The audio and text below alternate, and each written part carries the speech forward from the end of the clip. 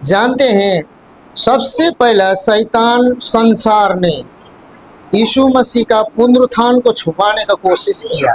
पुनरुत्थान के वचन और क्या बोलते हैं, प्रभु यीशु मसीह मरने का वचन और जी उठने का जो वचन और यीशु मसीह का जितना भी वचन है, ये जो तीन होता है, जो वो क्रूस में टांगा गया, मरना और उसको गड़ना और जी उठना, एकदम हम लोग को स्पष्ट होना चाहिए। क्योंकि संसार और शैतान और यीशु मसीह मर गया बोल के सब कोई प्रूफ है इतिहास में भी।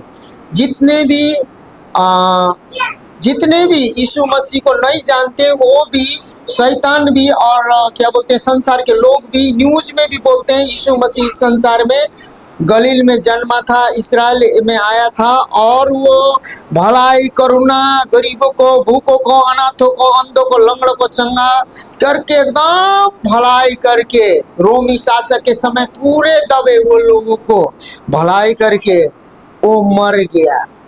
उसके अलावा छुप जाता। वो बात क्या हुआ सुनिए। यीशु मसीह का पुनरुत्थान छुपाने के लिए सारे शास्त्री, सदूकी, फरीसी, यहाँ तक भी रोमी सेना को भी जितने भी बेहोश हुए थे यीशु मसीह जी उठकर, जो स्वर्गदूत आया था, स्वर्गदूत आते ही बेहोश हो गए थे, उसके पुनरुत्थान को छुपाने के लिए घूस दिया गया था कि नहीं दिया था? यीशु मसीह जी नहीं उठा है, तुम लोगों को पूरी रीति से प्रचार करना। वो सोना चांदी ले लो, हम इस बातों को क्या कर लेंगे, छुपा देंगे।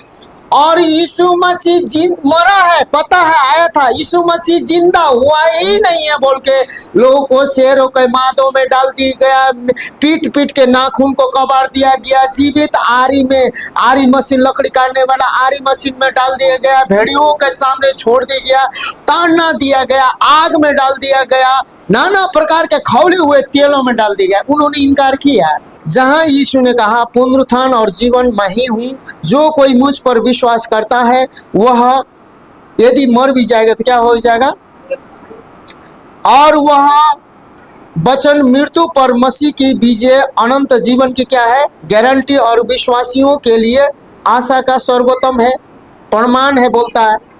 अब यह बोलता है पुनरुत्थान के प्रमुख सामर्थ्य बाइबल वचन, ये वचन दर्शाते हैं कि यीशु का पुनरुत्थान केवल एक ऐतिहासिक घटना। लोग बोलते हैं कि मरा था, कोई बोल रहा जी रहा है, कोई बोलता पी रहा है, कोई बोलता खा रहा है, कोई बोलता चेलों से मिला, क्या पता। ऐतिहासिक घटना नहीं है यह पुनरुत्थान, सिर्फ हिस्टोरी नहीं है। पुनरुत्थान केवल एक ऐतिहासिक घटना नहीं है, बल्कि आज भी विश्वासियों के जीवन में पाप पहले क्या है, उसका पुनरुत्थान क्या करेगा, बोलिए सब कोई, पाप और मृत्यु और विजय पाने की जीवित सामर्थ है। पाप और मृत्यु पर विजय पाने की क्या है, जीवित सामर्थ है। यीशु मसीह मरा था, लेकिन यीशु मसीह जीवित आज हुआ है कि नहीं? हुआ है ना, है में है ना। मरा था लेकिन ईस्टर संडे का मतलब यीशु मसीह जी उठा। आप लोग जानते हैं ये जो पुनरुत्थान जीवन का जो घोषणा करेंगे ना, वो तुरंत क्या हो सकता है, निष्पाप हो सकता है, तुरंत ज्ञानी हो सकता है, तुरंत बुद्धिमानी हो सकता है, तुरंत पवित्र आत्मा से भर सकता है, तुरंत सभी का बंधन तोड़ सकता है। क्योंकि पुनरुत्थान के सामने कोई भी विजय, कोई भी शक्ति, कोई भी सामर्थ नहीं बना। इसीलिए जानते हैं सबसे पहली गवाही पता है किसने दिया? मनुष्य सब झूठा है, वो मरियम रहे या मगदनी रहे या तो पतरसे रहे। सबसे पहले गवाही किसने दिया? स्वर्गदूत ने बोला कि जिसको ढूंढ रहे हो, जिसको खोज रहे हो, वो यीशु मसीह कब्र में नहीं है, वो जी उठा है, और वो जी उठ के यहाँ नहीं है। स्वर्गदूत ने गवाही दी। आपको पुनरुत्थान में जीना सीखना चाहिए।